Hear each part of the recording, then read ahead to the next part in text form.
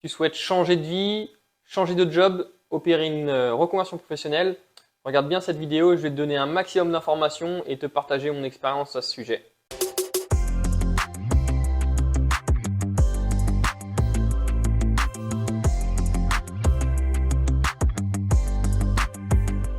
Alors déjà, je vais commencer par me présenter. Qui je suis, c'est quoi mon parcours scolaire, mon parcours professionnel.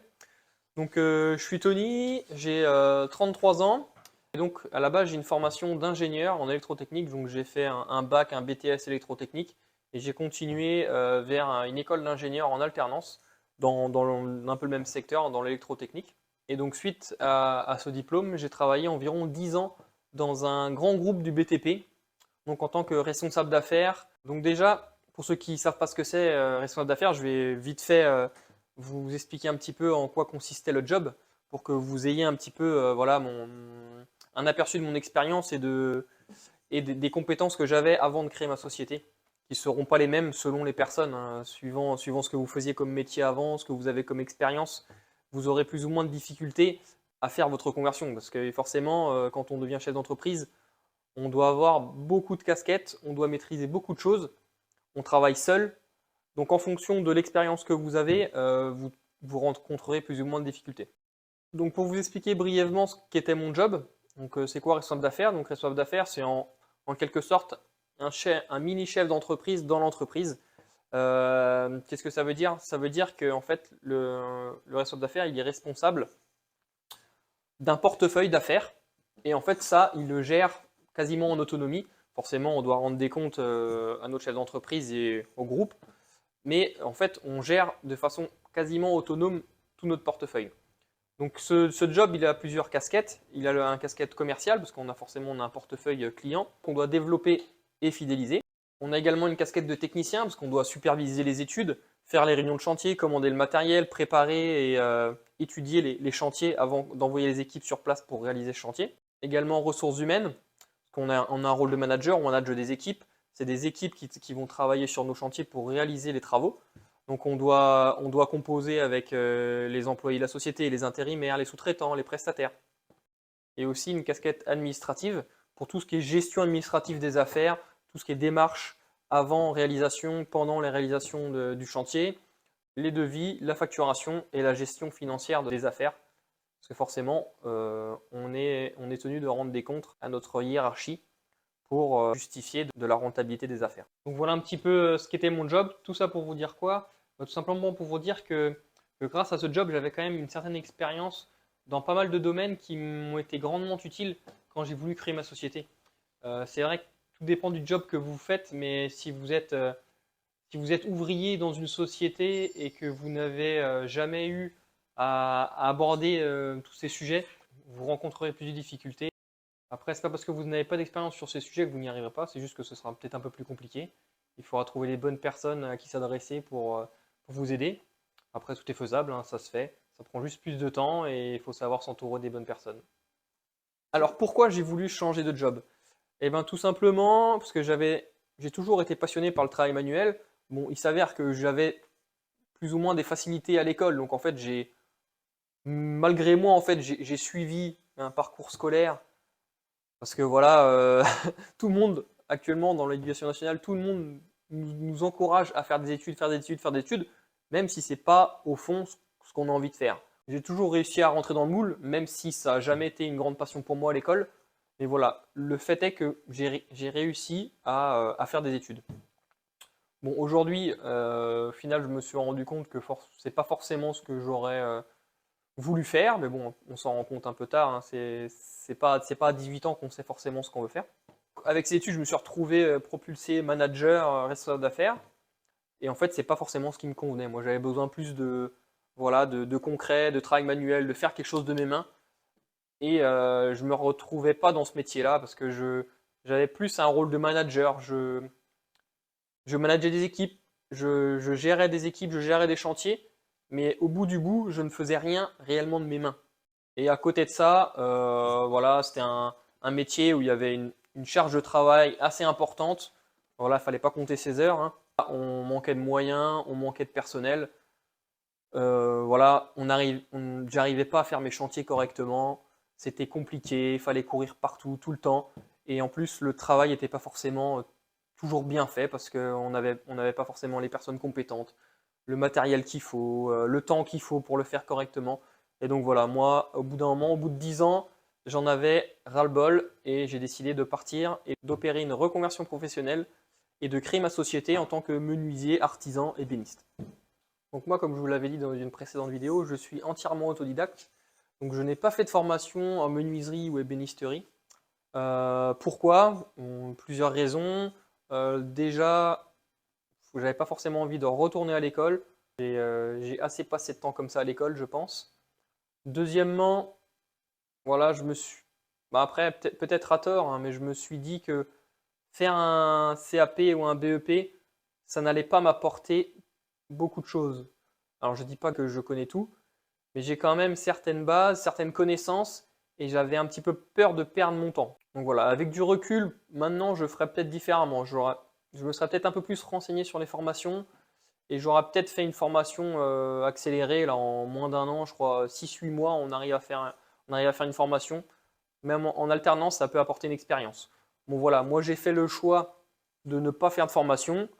Je fais ce que je sais faire. J'essaye de travailler mes compétences un petit peu tous les jours, de repousser mes limites toujours un petit peu. Mais voilà, je reste dans le cadre de ce que je sais faire en essayant d'agrandir ce cadre petit à petit. Mais attention, suivant le métier que tu veux exercer, il y a des métiers qui sont réglementés. Par exemple, menuisier, c'est un métier réglementé. Donc, tu es obligé d'avoir un diplôme pour créer ta société. Moi, j'ai choisi de me mettre comme ébéniste. Donc, ébéniste, ce n'est pas un métier réglementé. Il n'y a pas besoin d'avoir de diplôme pour créer sa société.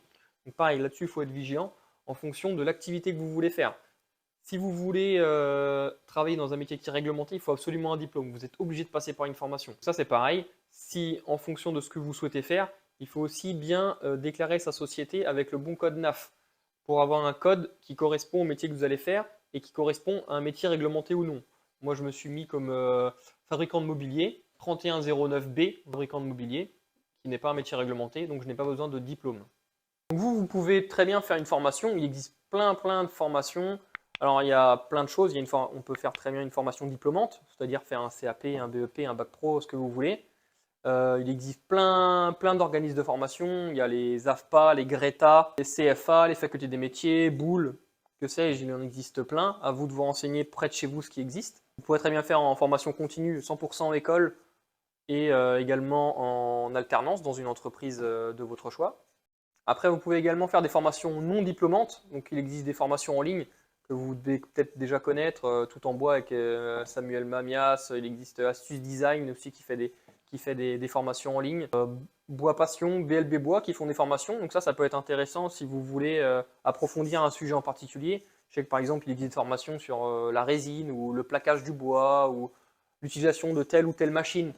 Donc ça, en fait, ça peut être intéressant si vous voulez approfondir certains sujets. Moi, c'est ce que j'ai fait, entre autres, j'ai fait quelques petites formations comme ça qui m'ont permis d'approfondir quelques sujets sans pour autant avoir une énorme formation qui me prenne des mois pour certaines choses que soit je maîtrise, soit qui ne m'intéressent pas. Sinon, il existe également des formations non diplômantes en présentiel.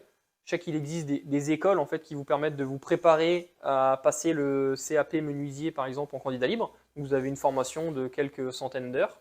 Et après, libre à vous de passer le CAP en candidat libre derrière. Il existe aussi des organismes de formation qui font des formations plus ou moins longues sur certains sujets, sur pareil, des sujets bien particuliers. Donc ça peut être intéressant de faire des formations sur quelques jours, quelques semaines, si voilà, vous en sentez le besoin.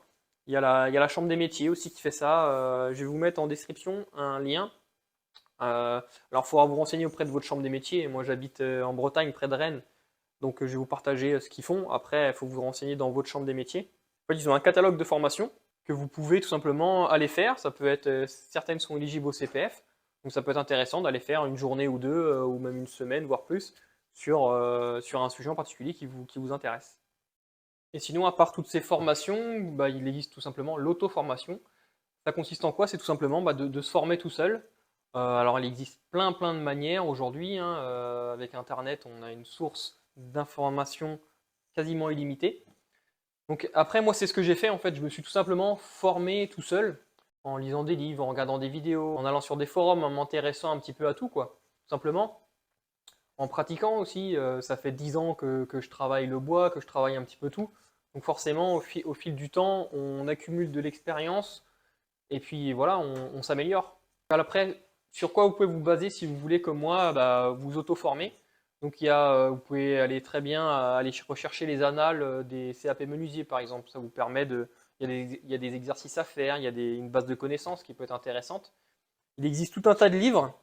Donc, entre autres, je vous mettrai un lien dans la description pour retrouver tous ces ouvrages si ça vous intéresse. Donc, il y a le Technologie et métiers du bois. Donc, il existe en 3 tomes. Donc là, moi, je les avais téléchargés en PDF. Et en fait, ça balaye vraiment beaucoup de sujets. Donc, en fait, vous voyez, le tome 1, en fait, c'est vraiment les explications sur le bois, les espèces, les défauts, comment les dimensions, les qualités du bois, les finitions. Voilà, donc ça, c'est intéressant. Il y a beaucoup, beaucoup d'informations, hein. C'est recto verso, là, je sais pas combien il y a de pages. Il y en a combien de pages? Il y a 300 pages.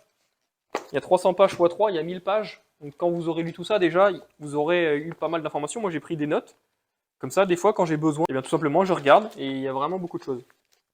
Donc l'existant, le tome 2, lui, c'est sur quoi? Donc là, c'est plutôt les techniques de fabrication, les machines-outils. Et là, c'est plus l'étude, les documents de fabrication, l'agencement, la gestion de production. Donc après, en fait, plus on avance et plus c'est poussé. Il existe aussi le Mémotech bois. Donc là, lui, pareil, il a combien de pages? Il a 500 pages au moins. Pareil, beaucoup d'informations. Bon, c'est un peu moins sexy à lire, hein. Honnêtement, j'ai pas tout lu. Moi, je regarde de temps en temps quand j'ai besoin d'informations, mais il y a beaucoup, beaucoup d'informations, mais c'est vrai que c'est pas hyper agréable à lire, hein. Les autres sont beaucoup plus agréables à lire. Il existe plein de magazines également qui sont très intéressants.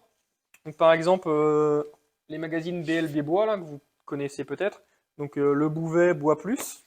Donc, moi, en fait, je suis pas abonné, mais j'achète de temps en temps quand je vois qu'il y a quelque chose qui m'intéresse. J'achète le magazine et puis voilà, je le lis et il y a pas mal d'informations. Il parle de plein de choses. Tu vois, par exemple, celui-là, c'est entretien, amélioration des machines à bois. Donc, voilà, il explique comment fabriquer une cape de protection. Voilà, ils expliquent des choses qui sont très intéressantes.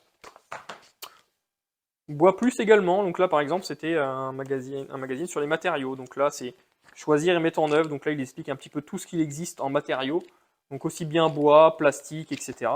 Voilà par exemple. Ils font également des recueils, en fait ça c'est... ils vendent un livre qui regroupe les 6 numéros d'une année. Donc moi j'ai acheté celui-là, donc celui le 2019-2020 par exemple, donc j'ai 6 numéros qui sont intégrés là-dedans, et pareil, donc il y a plein de sujets intéressants. Et sur BLB Bois aussi, ils vendent également des livres qui sont très intéressants sur certains sujets bien particuliers. Par exemple, celui-là, c'est Cotes et proportions, meubles de menuiserie. Et donc, en fait, ça regroupe en fait toutes les proportions d'un meuble, par exemple, en fonction d'une table. Si vous voulez une table 2, 4 personnes, voilà, quelles dimensions sont à respecter, les hauteurs, les dimensions, la place nécessaire, etc. Donc, c'est vraiment très intéressant. Ça, voilà, donc vous pouvez aussi vous former grâce à ça. Et donc à côté de ça aussi, à part le livre, bah, maintenant avec Internet, il existe plein de choses. Avec YouTube, c'est une mine d'informations. Après, il faut y arriver à faire la part des choses qui sont plus ou moins intéressantes. Il y a plein de forums qui vous permettent de poser des questions, d'avoir des avis, d'avoir des retours d'expérience. Les groupes Facebook aussi, ça permet, moi je m'en sers beaucoup. Des fois, j'ai certains sujets que je maîtrise pas, ou j'ai un doute, ou voilà, j'ai une question. Je pose ma question sur ce groupe et j'ai des réponses. Bon, des fois, on n'est pas plus avancé parce qu'on a 15 réponses différentes et finalement, on n'est pas plus avancé. Mais en règle générale, on a quand même quelques réponses qui sont vraiment intéressantes et qui permettent voilà, d'avoir une solution, d'avoir un avis, voilà, de résoudre un problème si on en a un. Alors déjà, avant d'opérer une reconversion professionnelle, il faut quitter son job. Enfin, ou tout du moins, c'est plus simple. On peut faire une reconversion en conservant son job, mais c'est compliqué. On peut pas se consacrer à 100% sur deux boulots. Donc, moi, j'ai décidé de quitter mon job pour créer ma société et pour faire ma reconversion. Donc, comment quitter son job?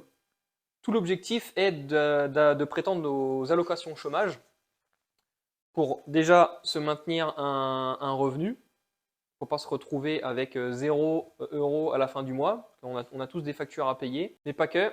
quand on est inscrit à Pôle emploi et qu'on perçoit des allocations, on peut prétendre à pas mal de choses, à des aides, que si on n'est pas inscrit à Pôle emploi, on ne peut pas prétendre tout simplement. Donc moi, je vous conseille vraiment de partir, de quitter votre job en ayant la possibilité de s'inscrire à Pôle emploi et de percevoir des allocations. C'est vraiment pour moi indispensable. C'est très très compliqué de partir sans parce qu'il faut forcément que l'entreprise soit rentable tout de suite. Et sauf si vous êtes dans un domaine que vous maîtrisez totalement, que vous avez déjà des chantiers, que vous avez déjà un portefeuille client, et auquel cas vous quittez l'entreprise, vous êtes sûr que le mois prochain vous êtes occupé à 100%, je ne vois pas trop comment on peut créer sa société sans percevoir des allocations chômage, en tout cas, dans un premier temps. Et à côté de ça, comme je vous le disais, on se prive de beaucoup de choses parce que sans cette inscription à Pôle emploi, on ne peut pas prétendre à certaines aides. Alors, comment on peut quitter son job en essayant de percevoir les allocations chômage? Alors, il y a plusieurs façons, forcément. Donc, il y a soit fin de contrat. Donc, la fin de contrat, vous êtes en CDD, vous êtes en intérim. Tout simplement, vous ne renouvelez pas votre contrat et auquel cas, vous pouvez tout simplement bénéficier des allocations chômage. Donc avec ça, ce qui est bien, c'est qu'il n'y a pas de démarche particulière, il suffit de s'inscrire à Pôle emploi, dire que vous êtes demandeur d'emploi ou alors que vous avez un projet. Par contre, ce qui peut poser problème, c'est que la durée d'indemnisation peut être proportionnelle à la durée travaillée en amont. Donc si vous avez eu un contrat que de quelques mois juste avant, vous n'allez peut-être pas pouvoir prétendre à 2 ans de chômage derrière. Voilà, après, c'est au cas par cas. Après, il y a la démission pure et simple. Vous quittez votre job et vous partez. Je ne conseille pas du tout cette solution-là. Parce que, bah alors, ce qui est bien, c'est que c'est très très simple. Il suffit juste d'envoyer une lettre de démission et puis voilà, vous faites votre préavis et vous partez. Sauf que vous n'avez pas le droit aux allocations chômage quand vous démissionnez purement et simplement comme ça. Donc déjà, vous avez minimum une carence de 4 mois. Après, vous pouvez demander la réexamination de votre dossier, mais qui n'est pas assurée. Donc vous pouvez très bien ne jamais percevoir d'allocation chômage en démissionnant. Donc après, il y a une autre solution, je vais expliquer plus loin, pour démissionner et quand même percevoir ces allocations chômage. Ce qu'il faudrait essayer d'obtenir, c'est la rupture conventionnelle. C'est vraiment la chose qui est la plus avantageuse. Parce qu'on part, on peut s'inscrire à Pôle emploi et en plus, on a une prime de départ versée par l'employeur. Donc les avantages de ça, comme je dis, c'est que bah, vous avez une prime. Vous pouvez vous arranger avec votre employeur pour partir à une date plus ou moins éloignée. Donc vous pouvez négocier avec votre employeur pour partir un peu plus tôt, un peu plus tard. Bien souvent, la négociation se fait dans l'optique de décaler la date de départ un peu plus loin. C'est-à-dire que souvent, votre employeur, s'il accepte la rupture conventionnelle, donc déjà c'est soumis à son acceptation, il n'est pas forcé d'accepter.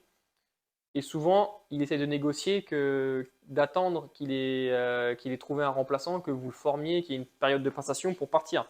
Donc souvent, la rupture conventionnelle est soumise à une date de départ décalée. Donc en fonction de votre projet, ce n'est pas forcément intéressant suivant ce que vous avez prévu. Si vous avez prévu de faire une formation et que la formation commence telle date et que votre employeur dit non, la rupture conventionnelle, tu partiras 2 mois plus tard, bah, votre formation, la date est dépassée, c'est trop tard.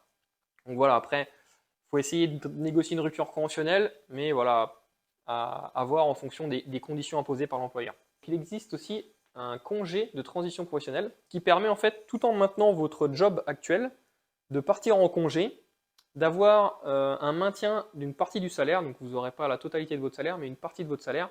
Donc ça, je ne maîtrise pas. Je vais vous mettre un lien dans la description. D'ailleurs, tout ce que je vous ai présenté, je vous ai mis des liens sur lesquels vous pouvez aller vous référer pour avoir plus d'informations. Donc ça vous permet d'être en congé pour faire une formation, par exemple. Et donc, en plus, ce qui est bien, c'est que déjà, vous continuez à être rémunéré.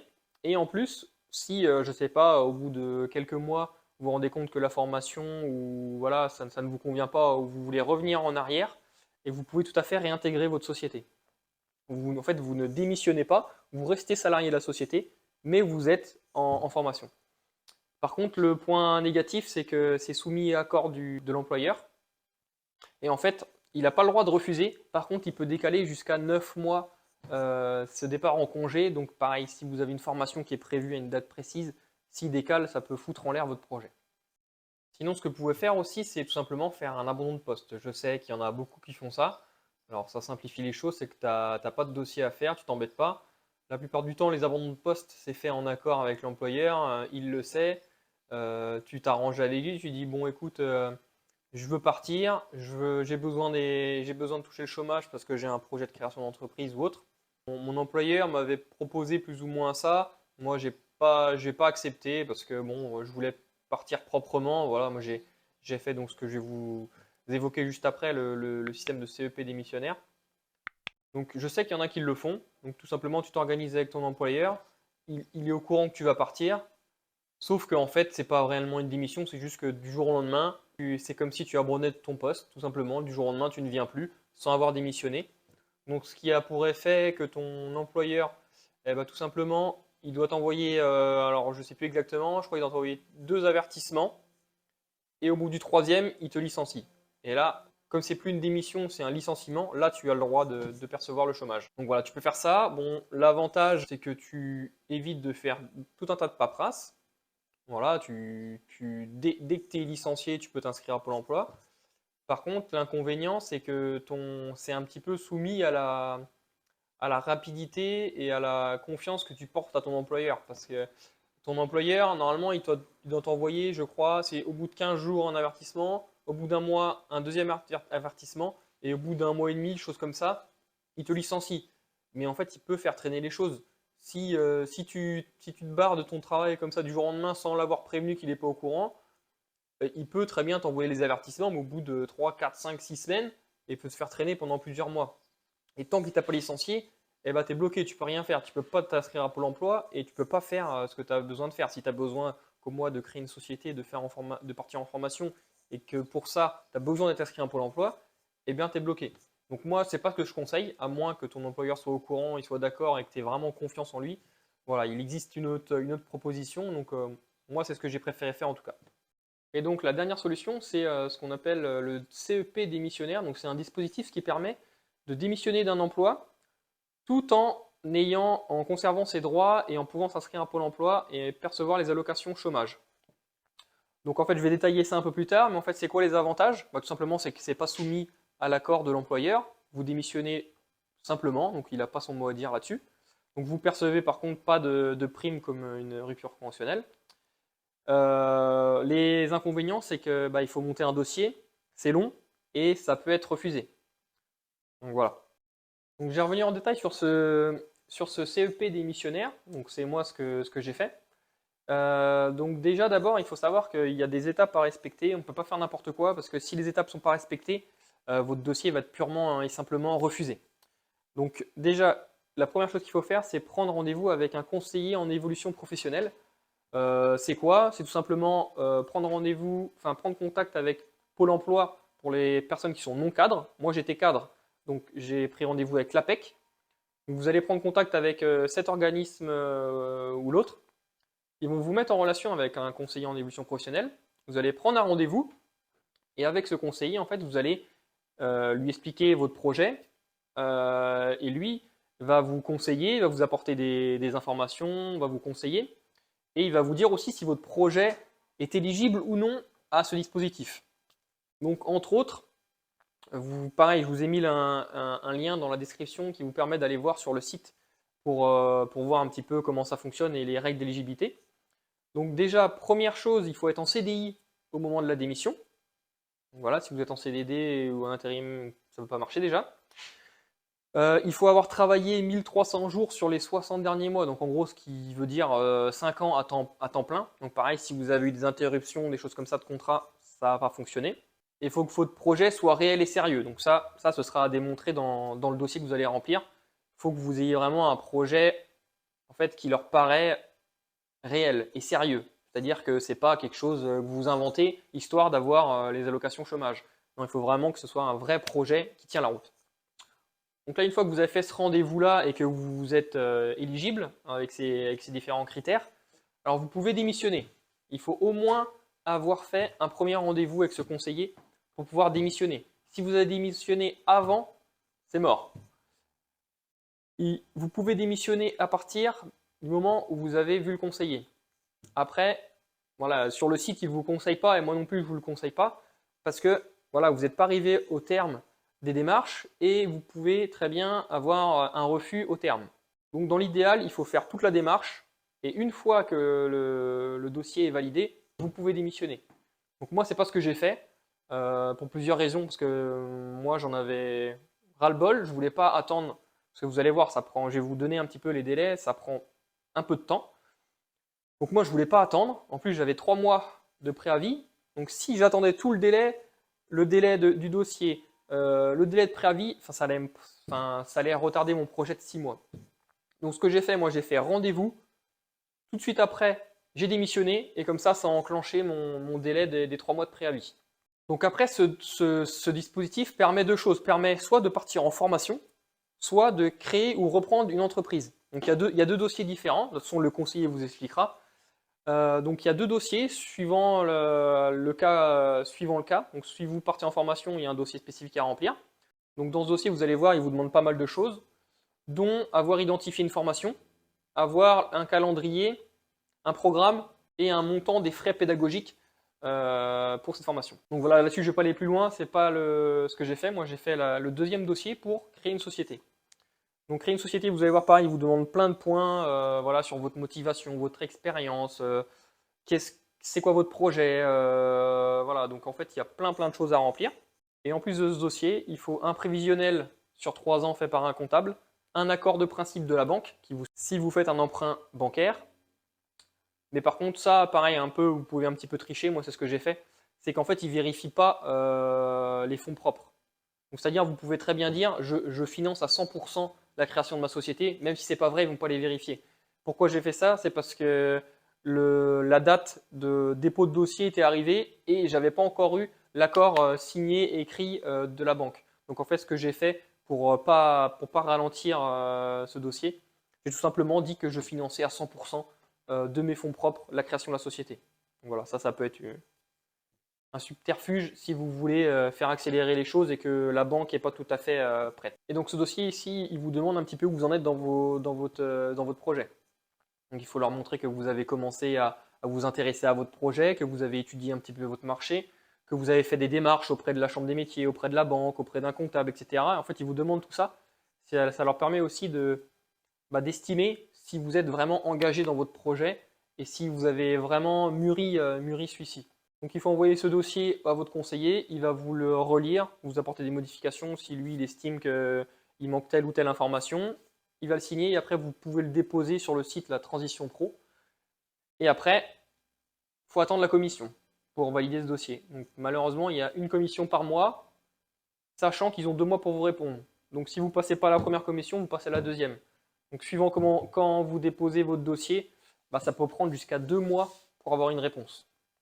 Donc une fois que vous avez la réponse, l'accord, là vous pouvez démissionner. Et après vous avez 6 mois pour vous inscrire à Pôle emploi. Et donc voilà un petit peu tout ce que j'avais à dire sur ma reconversion. Donc je ferai une seconde vidéo qui parlera plus de la création d'entreprise. Là je voulais vraiment parler de la reconversion et faire une vidéo à côté pour la création d'entreprise, parce que tout le monde n'a pas pour objectif de faire une reconversion en vue d'une création d'entreprise. Donc voilà, pour ceux qui ont un objectif de création d'entreprise, dans la prochaine vidéo, vous aurez plus d'informations à ce sujet-là. Je reviendrai en détail sur les étapes clés, les personnes qu'il faut connaître, qu'il faut rencontrer, les interlocuteurs qui sont importants de connaître, où est-ce qu'on peut se renseigner, à quelles aides on peut prétendre, tout ce dont on a besoin de savoir quand on crée une entreprise. Et à côté de ça également, je vais continuer à te présenter un petit peu les relations que je fais pour mes clients, et comme ce que j'ai initié avec la tour Montessori, que tu peux aller voir si tu veux, le partage de la réalisation et également le partage des plans si tu veux refaire cette fabrication chez toi, toi-même, avec le dossier complet de réalisation, les plans, les débits, etc. Bon, si tu veux avoir plus de détails, je t'invite à aller voir ma vidéo qui présente un petit peu le concept et ce que je te propose. Donc voilà, si tu veux suivre mon aventure, abonne-toi et je te dis à bientôt pour une prochaine vidéo.